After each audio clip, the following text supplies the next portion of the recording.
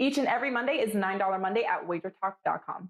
All daily picks packages are priced at only $9, including $40 5% best bets. As an added bonus, all new users will receive $25 in WagerBucks credited to their accounts, available for immediate use after their initial $9 Monday purchase. So make sure to take advantage of $9 Mondays at WagerTalk.com.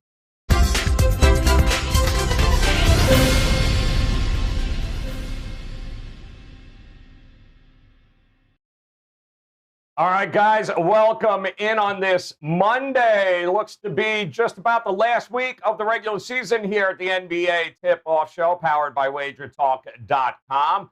6 total games on the board here tonight. We are going to dabble a little bit in all 6, and those games include some pretty big ones here. We're going to talk about the Hawks Wizards. Unfortunately, we will mention the Pacers and Cavs in the same breath. We are going to have New Orleans. The Pelicans also in a big battle. The Milwaukee Bucks, the Utah Jazz, and, of course, the hell no Houston Rockets one more time before the regular season ends. And we are going to do it, guys, with absolutely one of the finest, if not the single best crew here at WagerTalk.com. Look at this. Ski Prophet in the house on location right now. Took time from filming his next Nike commercial. There he is, Ski Prophet in the house. Steve Merrill back in the middle where he belongs. And, of course, hitting cleanup, Mr. Rob Vino, nobody better. Gentlemen, the clock is ticking. The season coming to an end. Who's in the playoff? Who's not in the playoff? Who's got to play in? Who's not? A lot of questions to be answered here this week, Ski. But let's start first and foremost with the weekend, my friend. How was the weekend, and what, if anything, do you have on $9 Monday at WagerTalk.com? My weekend was good. I had a really good day betting Gulfstream yesterday, so I enjoyed that. And I've made 2 plays in MLB today, and I'll have a couple in NBA coming after the show. All right, so good weekend at the track with the ponies. Don't bet on Baffert horses. Very good, man. Way to go. Love it. Talk to us, Steve Merrill in the middle. What do you got going on? How was your weekend, Merrill? And what do you got going on $9 Monday at WagerTalk? Well, the weekend was great because I got to see both you and Rob Vino Saturday afternoon on Sirius XM Channel 204. Listen and saw both of you, so that was always a nice start to the weekend. And NBA is heating up, 71% run as we enter Monday night here over the final week of the regular season. I look for that to continue. Of course, playoffs right around the corner. As I continue to say, I think the NBA playoffs over the last several decades, I've been doing this full time as a professional handicapper. I think the NBA postseason presents the most consistent and nicest form of winners year after year. And it's $9 Monday. I checked with Rob Vino. My best bet today, that's a 64% discount off the normal rate. $9 Monday for an NBA strong best bet tonight. And Rob Vino and his calculator confirmed that is correct. 64% discount off the normal rate. $9 Monday right now, WagerTalk.com. Yep. Rob Vino checking the abacus right now just to make sure that you are, in fact, correct with your mathematics. But, Rob, how you been, my man? I know it was a good weekend for you as usual. Final week of the NBA season. What do you got locked and loaded here, $9 Monday at WagerTalk? Yeah, locked and loaded right now. We have an NBA top-rated play up and available. Going to be a couple more additions to the list once we get a little more information here as the day goes on. But we do have one $9 play up and available. Weekend was good, Joe. Yesterday especially, 3-0 in the NBA. Had a real chance to be 5-0. The other 2 games ended up being pushes on totals where, the Charlotte-New Orleans game, for instance, I had the game total over, and you get 23 made free throws and 17 missed ones. That's something you expect in a D2 college game, but any one of those would have put us over. But no problems. 3-0-2 leaves us year to date number 1 at WagerTalk, leaves us for the 2020 season number 1 at WagerTalk. And the weekend even got better because I spent all Steve Merrill's Doge before cents, so I got good value out of that. And Steve now has to, I don't know, maybe buy back in and try again to build it up. I am so glad you said that, too, because that's all we heard all weekend on Sirius XM with Merrill. It's like, oh, my God, Elon Musk, Saturday Night Live. I can't wait. It's going to go through the roof. But you and I know better, Vino, which is always good. Guys, $9 Monday. We make a fuss about it. Why? That means best bets are $9 right now, including these 3 gentlemen at WagerTalk.com. What does that mean? slide on over to WagerTalk.com. Visit them. Best bets, as you heard Rob Vino say, locked and loaded here, just $9. So great way to start the weekend off on a profitable note as we look to begin the final week of the NBA regular season. Where else?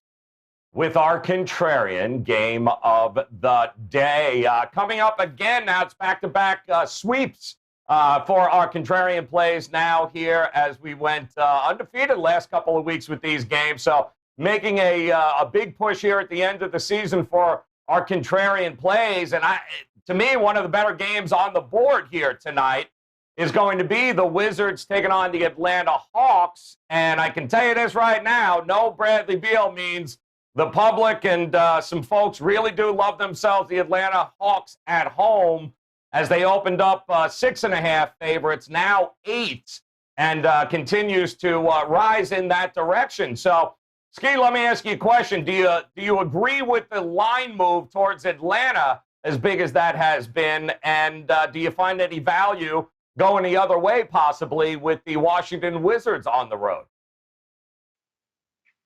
I mean, I understand it. The Hawks are a good team, and I understand that you're losing Bradley Beal, who gives you like 30, 32 points a game. But I don't want to be expecting the Hawks to win by double digits. I don't think they're that good, I guess you can say. And on a night like tonight, where Westbrook could break an historic record, I don't think he really wants to do so in a loss. So I'm pretty sure they'll play their best to get a win and be competitive in this one. So I'll probably ride with the contrarian play today with the Wizards plus the 8. Listen, Steve, it's not hard to figure out. I get the move. I'm sure you do as well. What is it, back-to-back overtime wins now for Washington? No Beal. It's really been Russell Westbrook putting this team on his shoulders here and moving forward with a possibility at a playoff spot. But I don't know. Is it asking too much of Atlanta to lay 8 points in this game at home? What do you think? First of all, I never mentioned the word doggy coin once on Saturday on Sirius XM channel 204. So we got the just want to make sure all the viewers realize that is fake news. Hashtag fake news, Joe Ranieri. I forgot Elon Musk was even on Saturday Night Live. In fact, I wanted to see it. I'm going to have to go back and try to find the replay because I actually forgot he was even on. But one thing that's interesting about this game is I'll stay away from the side, but the total's actually gone up. And as we often see when a key player is out, we get that playground mentality. We know the Wizards at times play no defense. I think Ski had a good point about Westbrook. He obviously is going to have to carry the team. He's more than capable of doing that. So I think the Westbrook props over, whatever you want to look at, points, rebounds, assists, triple-double props, whatever, that makes a lot of sense tonight. And that'll also help the over on the total here. The Hawks might overlook the Wizards with Beal out, but the fact they're coming off a loss, they're still fighting for that 4 seed with the Knicks. I don't miss an opportunity to beat up on a shorthanded Washington team. So I think the total, the over is the best way to play it. And something else to point out, I won't be back till Friday here on the show. These teams play again Wednesday. It's 2 straight games in Atlanta, Monday, Wednesday. So we'll see how this game plays out. It might present some good opportunities on Wednesday to take a shot with the Wizards, maybe if the Hawks win big tonight. They are looking to bounce back here after that loss. They've been pretty good. Atlanta at home, Rob, 14-5 against the number here in a favorite role. But you trust the 8 points, or do you think Westbrook is just going to do what Westbrook has been doing now over the last month and a half of the season? Well, my inclination would be to take the points here, Joe, just because it's a meaningful game for both sides, right? Washington's still not only trying to hang on to that number 9 seed, which if they get involved in a 9-10 game, it would put them at home, but they can climb. They can still get to 8 in this particular, instance. Charlotte is not that far ahead, only 1 game. So it's meaningful for Washington. It's meaningful for Atlanta because they're stuck in that 4-6 race right now. 3 teams separated by only a game or so. So both teams have reason for urgency in this contest. Therefore, I'd probably look at points. But then if you want to just focus in on Bradley Beal and his absence tonight for a minute, the Wizards, I'll give you some numbers here. They played a 9-game stretch between March 29 and April 12, not that long ago. And they played 6 of those 9 games without Bradley Beal. In those 6 games, they were 1-5 straight up. They were 2-4 against the number. In the 3 games out of those 9 that he played, they were 3-0 straight up and 3-0 against the number. Since he's come back on April the 12th, the Wizards are 15-3-1 against the spread. So certainly Bradley Beal has a lot to do with this success over the last 3 weeks. When they were without him, they didn't fare that well. The team is a little bit different now. Rui Hachimura's back in that lineup, and they've got most of their pieces back aside from Beal. Atlanta, since they got whole a few games ago, 3-1 against the spread. Remember, Bogdanovich, Young, and Kevin Huerter all back in the lineup at the same time now. They might even get DeAndre Hunter back tonight. I saw a question mark next to his name. So the Hawks have been good with their guys back. But I don't, I wouldn't like to lay 8 with them, Joe. And real quick, to Steve's point about over, should be well taken here, because even though Washington's played 3 overtime games in their last 8, they've gone over the number 8-2 last 10. 6 of the 8 overs have been over this number of 237. Actually, one push 237. So they're getting there. Atlanta's gotten over that number 3 straight. Over could still be a way to go even without Beal. All right. Thinks the points will be coming here tonight, guys. But that is a 7:30 Eastern tip tonight. Hawks taking on the Wizards as the race to the play-in continues, which has a lot to do, believe it or not, with our next game. And I can't even believe we're going to talk about this team. But the Cleveland Cavaliers, they are taking on the Indiana Pacers. Now, they lost 5 of their last 7, and now all of a sudden the Pacers find themselves in 10th position in the Eastern Conference, guys, right? If they win tonight, they can actually tie Washington for 9th, and that would actually give them, believe it or not, a home court advantage in a possible play-in game. And they're playing a team with the Cavaliers who's not only lost 10, they can't even cover as a loser in 10, getting double digits in every damn game. So, Steve Merrill, let me ask you here, a lot on the line for this Indiana squad. It's might as well just stick a fork in them here with Cleveland. How do you approach this game tonight here as it's hovering around, I think, 9 right about now is what we're seeing, 228.5. How do you approach this game tonight? Yeah, 9's an interesting number because if you look back over several decades, double-digit home dogs have been an automatic moneymaker in the NBA. But, of course, things are a little different nowadays. Games are much higher scoring. So the current plus 10 is probably plus 12 now. So 9 really isn't anywhere near a double-digit spread in the current NBA with these high totals. Once again, very hard to trust, as you said, a team like Cleveland. They've obviously tossed the towel. I don't think they're tanking for position. I just think they just don't care. 10 straight losses, not surprising. But 10 straight point spread losses is concerning, and also 1-13 straight up and ATS their last 14 games. So I'm not going to try to catch that falling knife. Doggy coin might also be a falling knife. I would recommend not trying to catch that as well.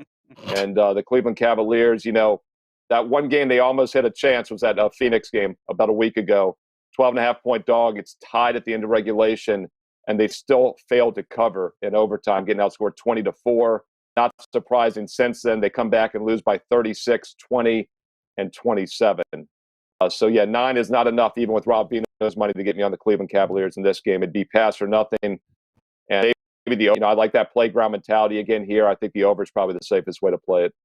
Yeah, it's Indiana did just get Sabonis back there, Rob, but they need some wins here, and they are playing for something big, which could be home court advantage over Washington in a play-in situation. So they need this win. Do you think they get it by 9 points?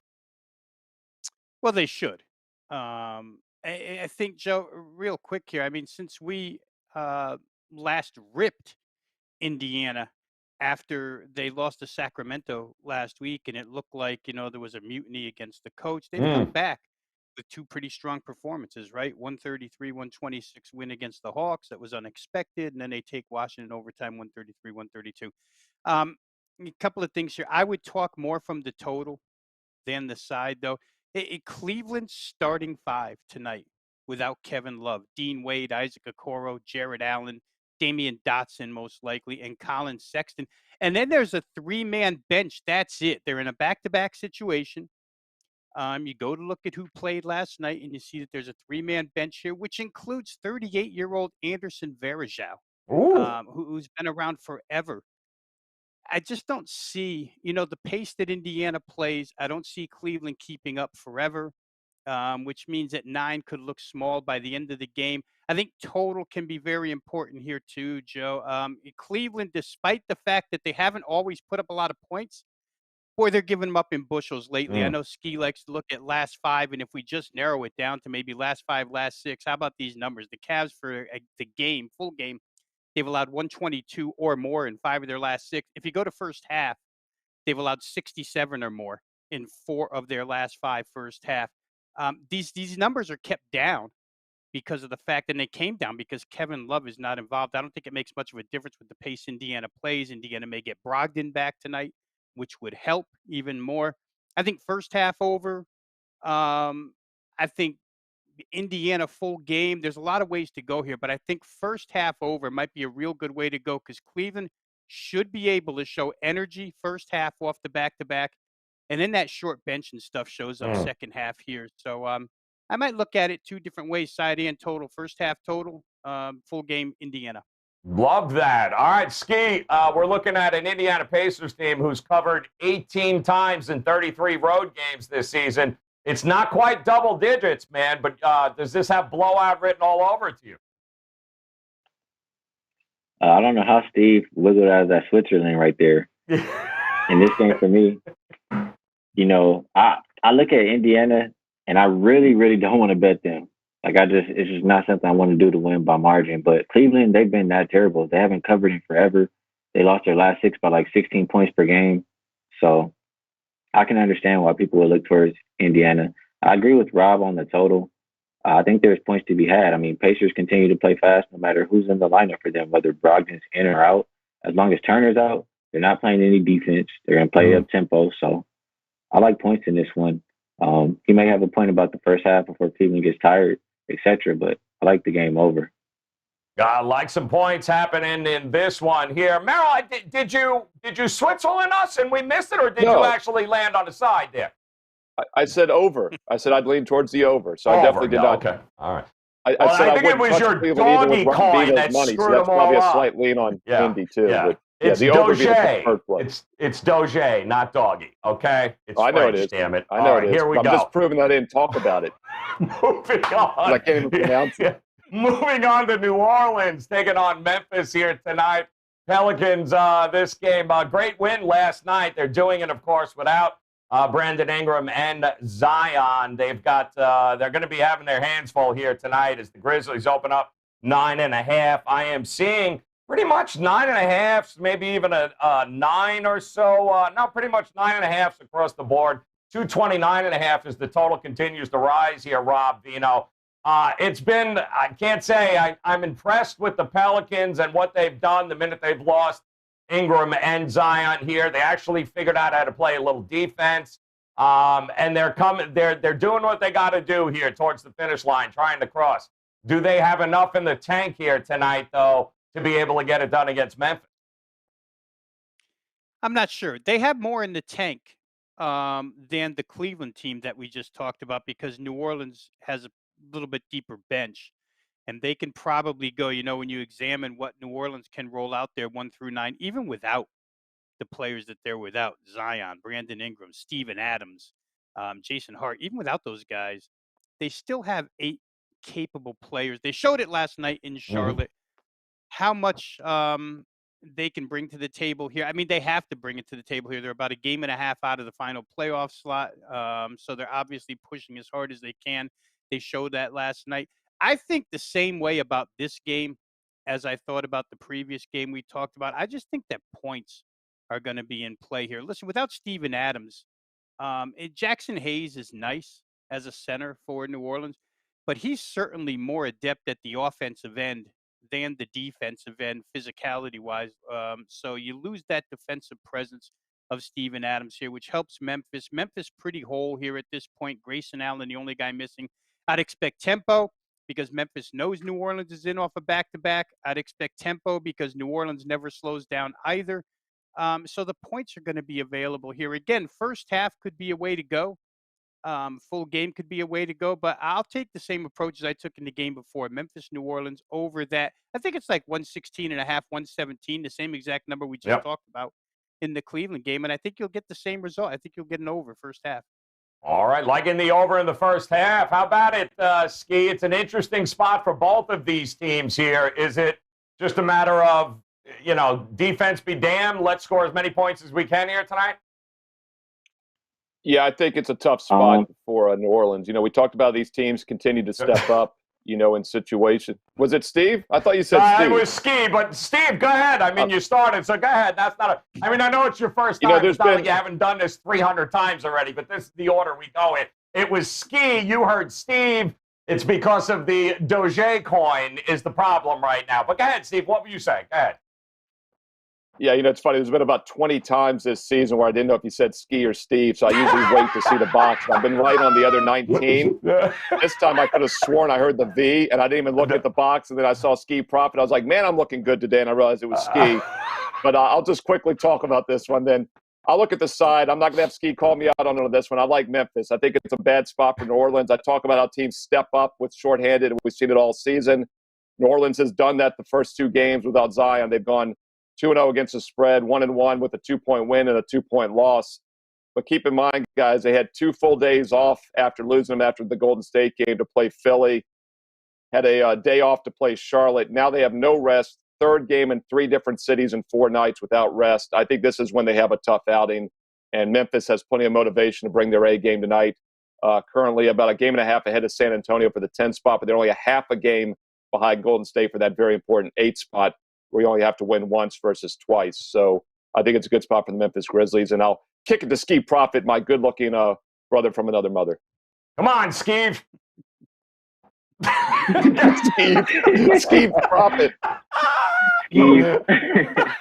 All right. The only reason I say anything is just because, I want to disagree, and not because I don't respect you guys' opinion. It gives people different angles, and I think it's more fun when we disagree. So I'll disagree on this one. I think I like New Orleans.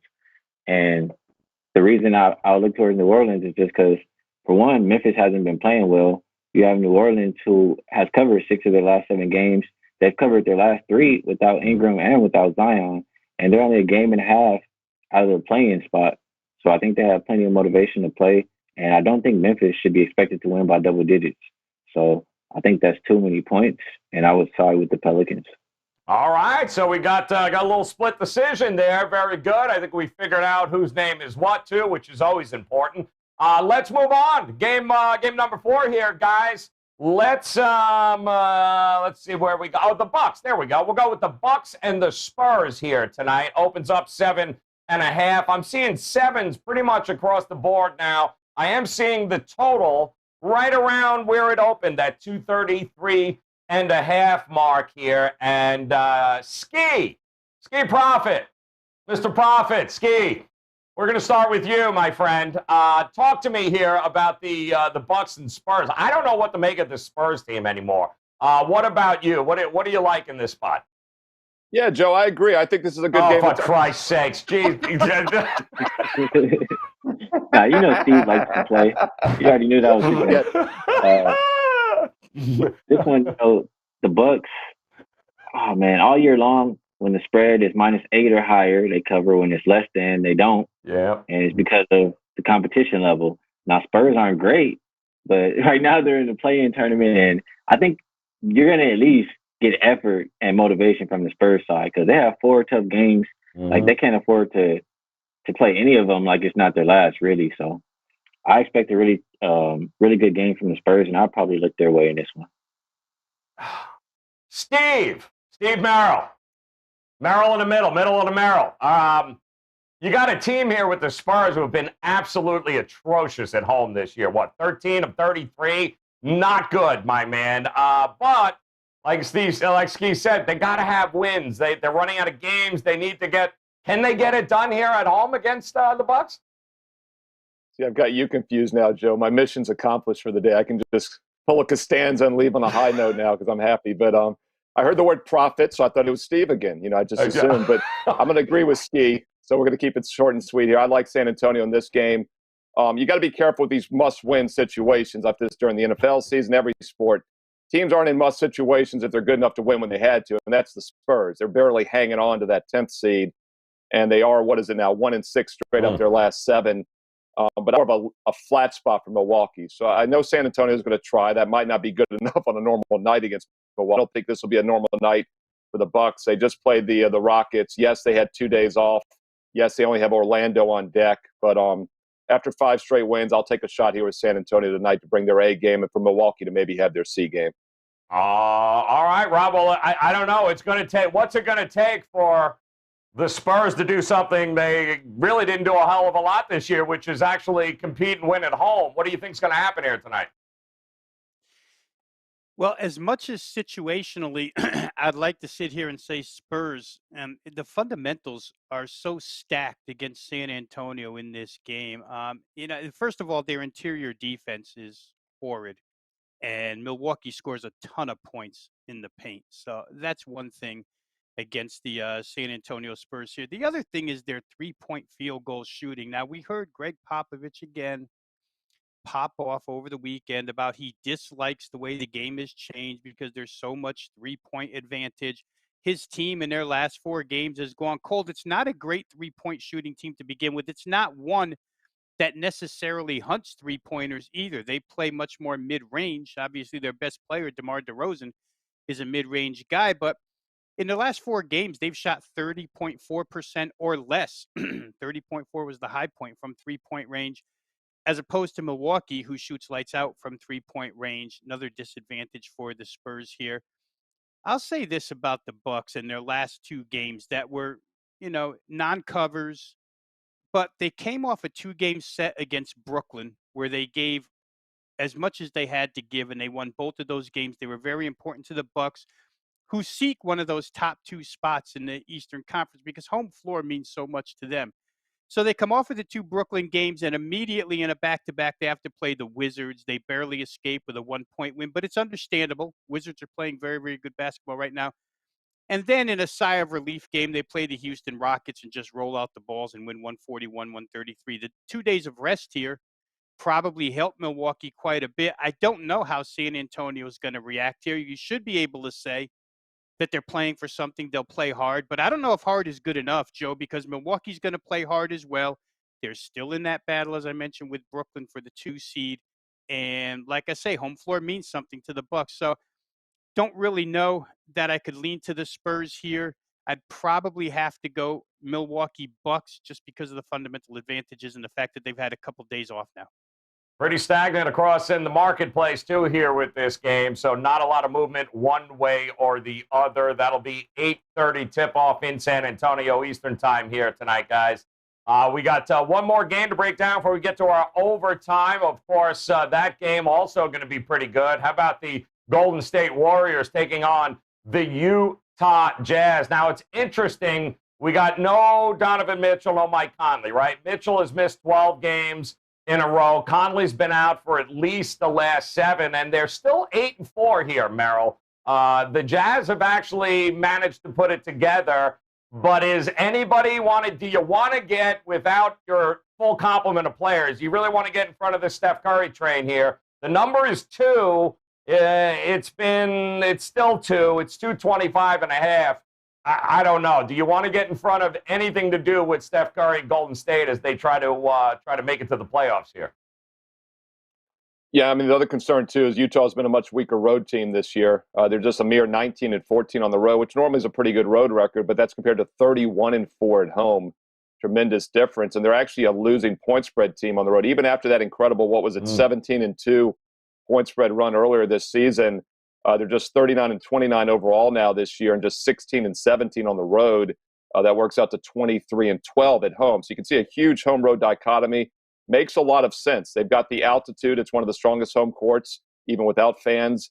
And then this year with the compressed NBA schedule, I personally believe that altitude edge is more profound because more teams are playing on short rest and more, 3 and 4 situations and whatnot. So Utah's kind of a look to play against on the road, and now especially shorthanded. But the other thing that's jumped out about their road games is their defense has been a lot weaker away from home. And when that point spread run came to an end, it hit when they had that 8-game road trip. Their defense really did not play well. So always looking for a reason to play a Golden State game over. The last couple games went 1-1. In fact, they've gone under 4 their last 5, but they played Houston, New Orleans twice, Oklahoma City twice. All those teams have offensive problems right now.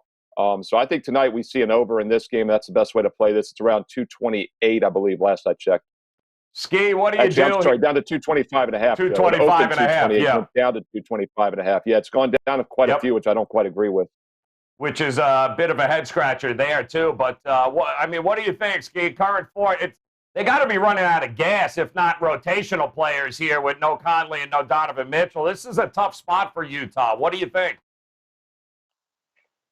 Yeah, if anything, Utah is probably, for sure, tired, or at least that's what they look like. And no point guards with no Conley and no Mitchell. I just don't think it bodes well for Utah's offense. You have both teams really, I think, top 10 defensive rated teams over the last 5 games. And I disagree with Steve. I think I like an under in this game. Golden State has kind of been having unders besides that last game. And without the 2 point guards, I lean towards Utah unders as well. So I agree with where the movement has gone on the total. And if I had to play the side, I'll go Golden State, the team who hasn't been looking tired and the team who still needs to win these games because they're in a vulnerable position. So Golden State and under are the ways that I would look. All right, Golden State and the under. Rob, 2 games that were played earlier in the season. We've seen Golden State win one of them when Utah was at full strength. But what are we looking at, 235 and 250? What do you think we're going to see here? Are you looking at the side or are you looking at the total? Yeah, real quick here, let's just paint the other side of the picture here because, yes, Conley and Mitchell have been out for quite some time for Utah. And as you mentioned, Joe, Utah 8-4 without Donovan Mitchell. But, Golden State has been the Steph Curry show for a while now. No Kelly Oubre, no Eric Pascal, no James Wiseman, no Damian Lee. That's been going on for a while. They're as shorthanded, maybe more shorthanded than the Utah Jazz are. So both teams in the same boat in that regard. Golden State, maybe they look a little fresher recently because they've played garbage teams, right? 7 of the last 8 opponents Golden State has faced are not playoff teams. All teams that are going to be in the lottery, unless you think New Orleans is going to make it in the last few days here, but I don't think so. And they're off of a back-to-back with OKC that plays little to zero defense. So, to see Utah here is going to be a little different than what they've seen over the course of the last week and a half. Not that Golden State can't handle it, not that Steph Curry can't light them up, just different from what they've been playing. For Utah, it's a little different because you're off a 5-game homestand, and now you're going to go on the road and face Steph Curry with guards that aren't necessarily starting guards in your lineup. Can they handle him? I'm not sure. But if I had to take my chances with a team unit against one guy, I would take my chances with Utah here. I think, Joe, that they can clinch at least a tie for the number 1 seed with a victory here. So it's important to Utah. You talked about the altitude. Their home floor means a lot to them. And Golden State, of course, involved in the play. And so everybody's got reason to play. At this price range, I just think that Utah's the better overall team, and I think they'll probably get the win. Yeah, 5-game winning streak, 31-4 at home, guys, Utah this season. Not so much on the road, just 19-14. Definitely impressive at home here. But big game for both of them, Utah, Golden State. Part of that doubleheader, late night, 10 p.m. Eastern time there. That leaves us 1 game left. But first, oh, God, we've got a John Ryan angle of the day. Here we go. There's a lot of words on this page. Let's do it, guys. Let's check it out here before we get to our overtime situation because, wouldn't you know it, it's got to do with our overtime game. And, of course, John Ryan, you guys can catch him over at sportsmemo.com.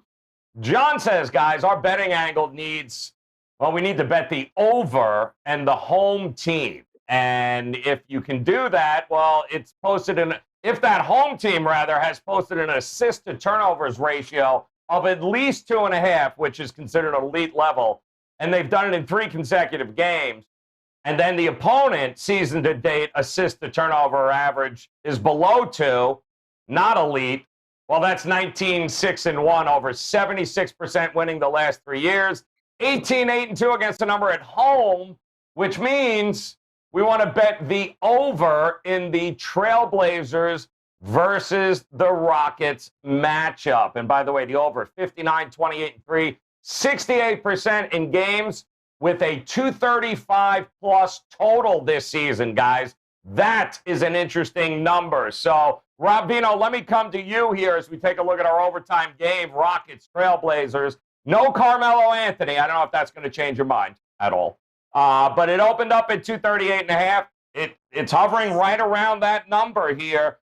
We've seen this, Rob. We've talked about this week after week with these high totals here. What do we do at 238.5 tonight? Is it over or not with these two teams for you?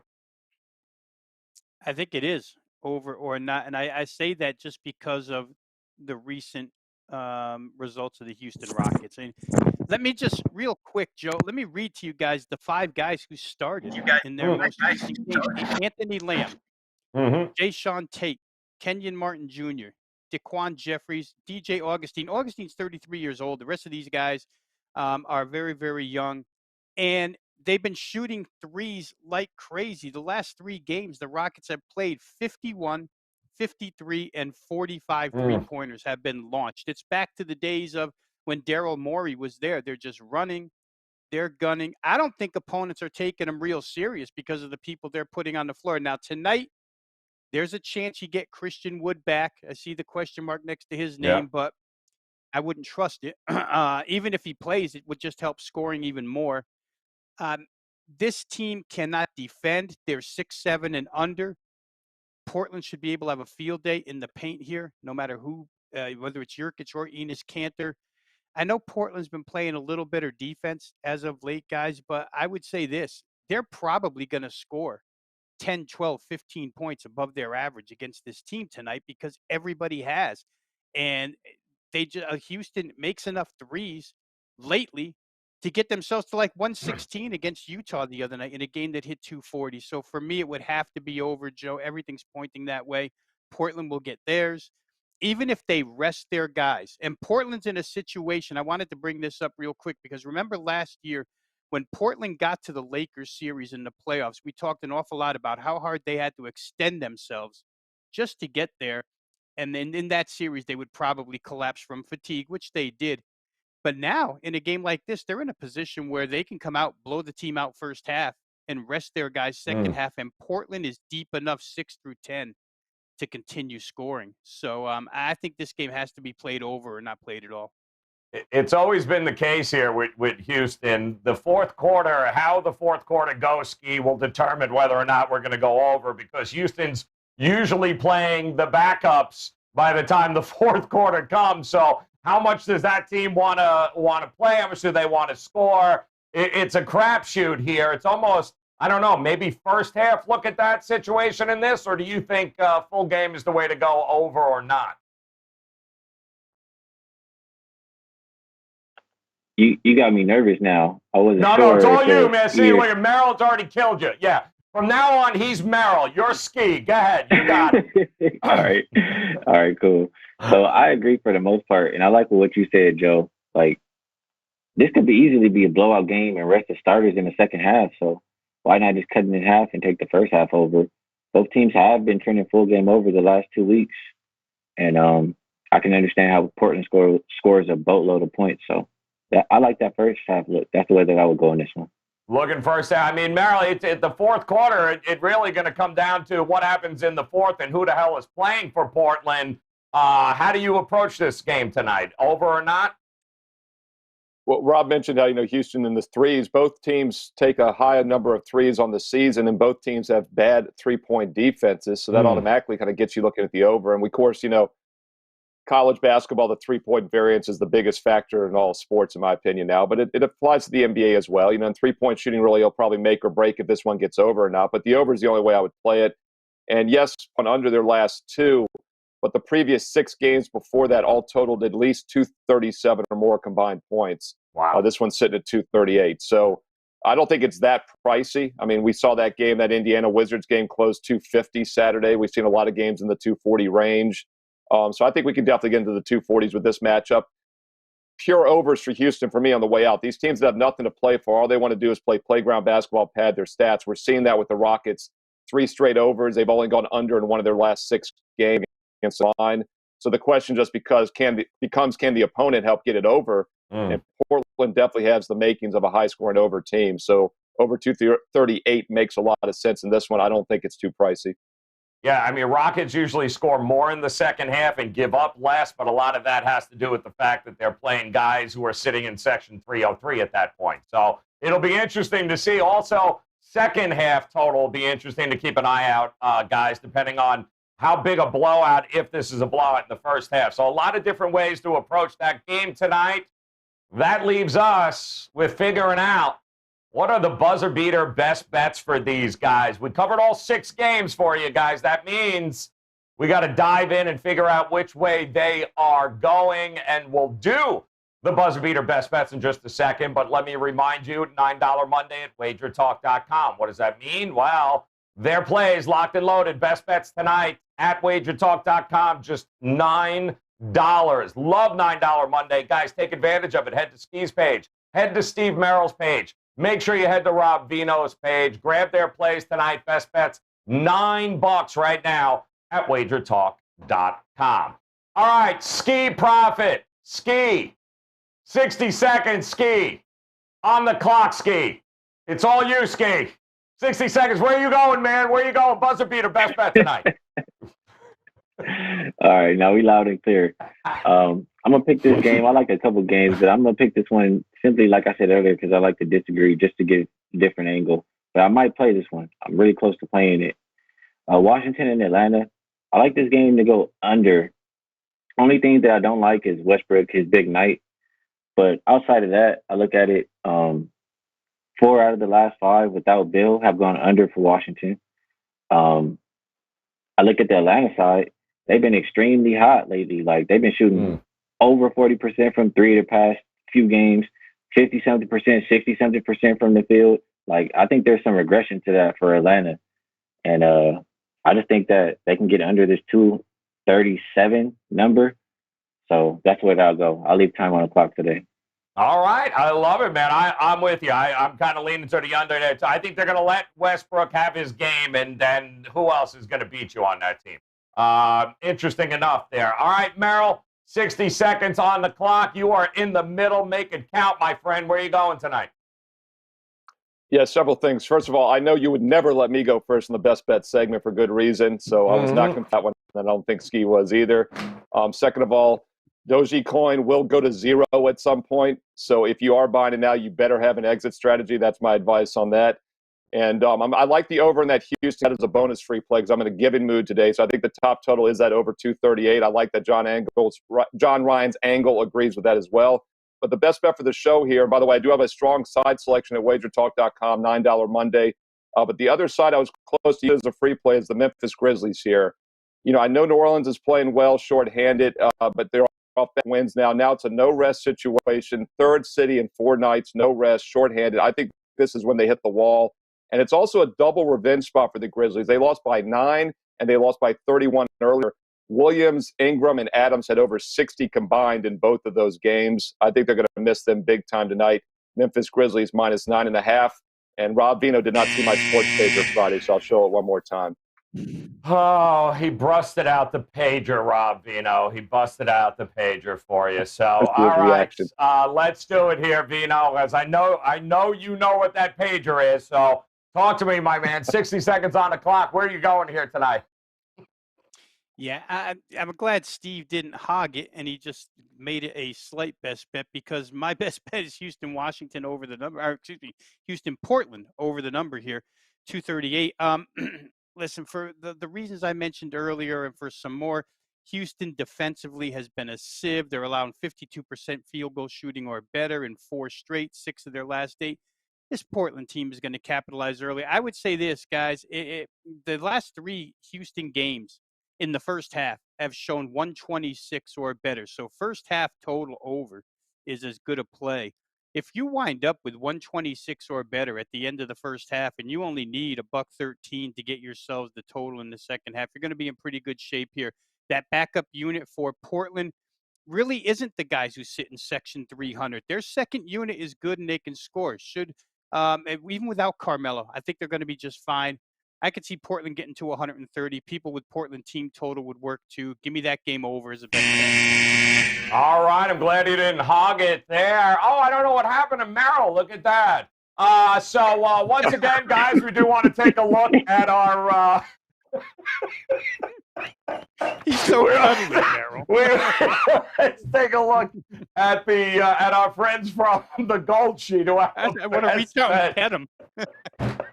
They got the Indiana Pacers are the Gold Sheet play of the day here today, guys. And don't forget, of course, the Pacers tonight. Oh, my goodness, I can't. Full write-up here, guys, today, of course, on our Twitter page, at WagerTalk. Make sure you follow us, taking on the Cleveland Cavaliers here tonight. Poor Merrill. Oh, my goodness. To recap Just it make all me a pit one bull or more something, time. James. I There it is. swear. You've never looked so good, Merrill. Let's go. Best bet recap Oh, tonight. We are going ski profit. Give me the Wizards Hawks under. That is right. Wizards Hawks under here tonight, 237.5. Merrill, Mr. Doge, he is in fact looking one way, and that is the Grizzlies 9.5, but he did not hog it. Believe it or not, he did not hog it in order to give Rob Vino the opportunity to also hop right in here with the Rockets Trailblazers over 238. Going to have a lot to do with the fourth quarter there. Our friends at the Gold Sheet like the Pacers laying 9. Our contrarian game is the Atlanta Hawks and the Wizards, of course, with the Wizards now getting 8 points. And don't forget, our good friend John Ryan at sportsmemo.com, he too in agreement. Look at this game. The over, guys, this may be one of the best that he has sent over yet, mostly because it's only 5 words, but the over is 59, 28, and 3. That is 68%. In games with a total of 235 or more this year, actually. So good stuff here by John Ryan going with the over in the Portland game as well. Hit the bell in the upper right-hand corner, guys. Head over to WagerTalk.com. Why? $9 Monday. Ski's best bets, Merrill's best bets, Vino's best bets, all $9.